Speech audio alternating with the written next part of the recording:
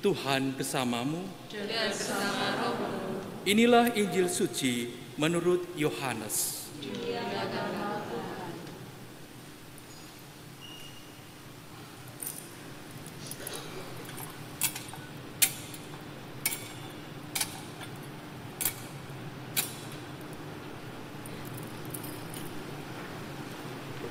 Dalam amanat perpisahannya, Yesus berkata kepada murid-muridnya, "Masih banyak hal yang harus kukatakan kepadamu, tetapi sekarang kamu belum dapat menanggungnya. Tetapi apabila Ia datang, yaitu Roh kebenaran, Ia akan memimpin kamu ke dalam seluruh kebenaran. Ia tidak akan berkata-kata dari dirinya sendiri, tetapi segala sesuatu yang didengarnya, itulah yang akan dikatakannya. Dan Ia akan memberitakan kepadamu hal-hal yang akan datang. Ia akan memuliakan Aku, sebab Ia akan memberitakan kepadamu apa yang Dia terima daripadaku. Segala sesuatu yang Bapa punya adalah kepunyaanku. Sebab itu Aku berkata, Ia akan memberitakan kepadamu apa yang Dia terima daripadaku." Demikianlah sabda Tuhan. Terpujilah Kristus.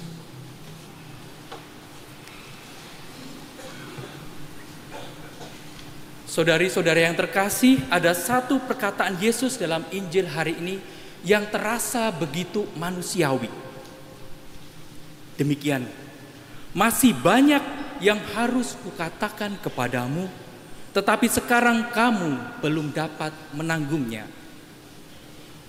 Kalimat tersebut tidak Yesus ucapkan kepada orang yang baru saja dikenal, melainkan kepada para murid yang sudah sekian lama berjalan bersamanya.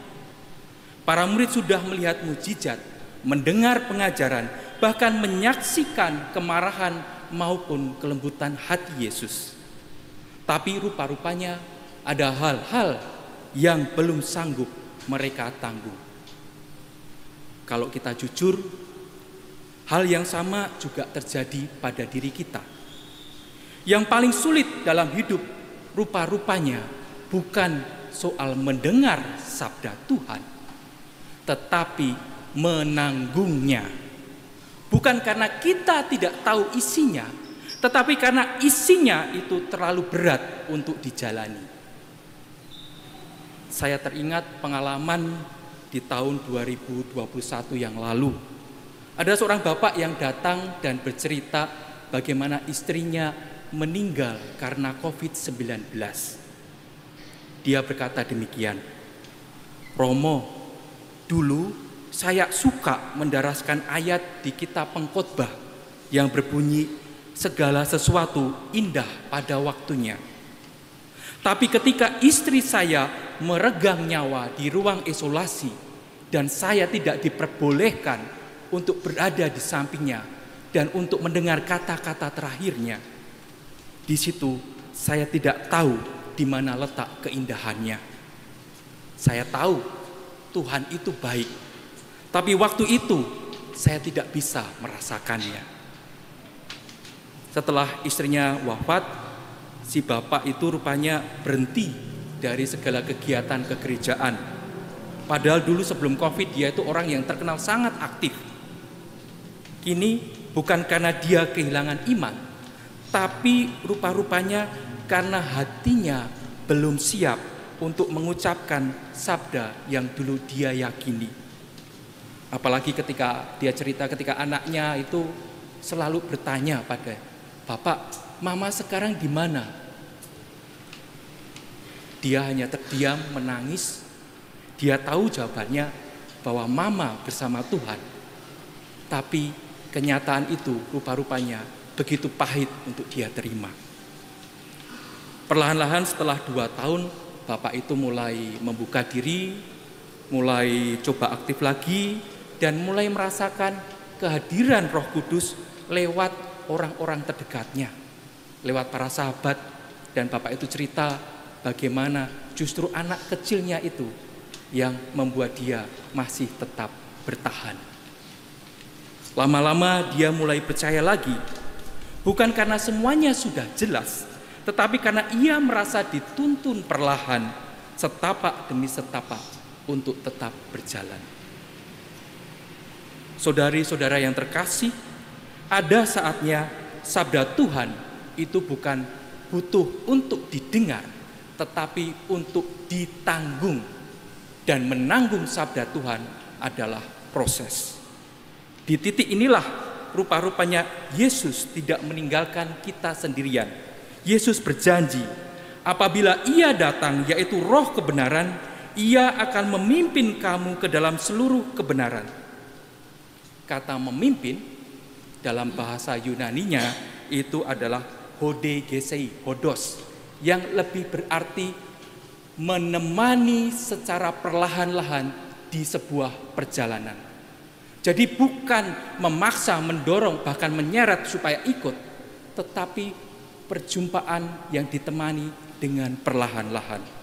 Sama seperti kehadiran Roh Kudus, ibaratnya seorang sahabat yang menyamakan langkah dengan kita. Roh Kudus tahu kapan kita lelah. Roh Kudus tahu bagaimana hati kita sedang gelisah. Roh Kudus bukan datang untuk mempercepat pemahaman kita terhadap masalah yang kita hadapi, tetapi Roh Kudus datang untuk menguatkan kita supaya tetap bertahan.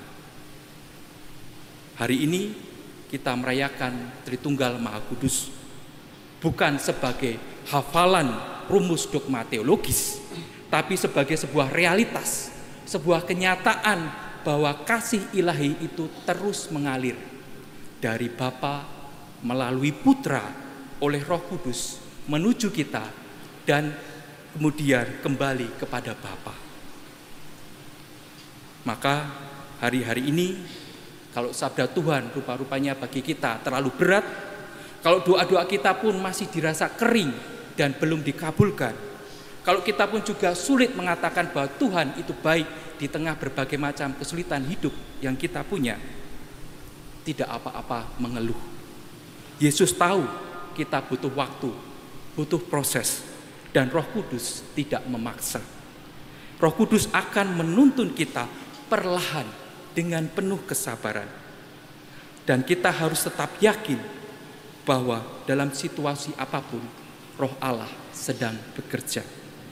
Karena bagi Allah yang penting bukan seberapa cepat kita paham, tetapi seberapa setia kita bertahan.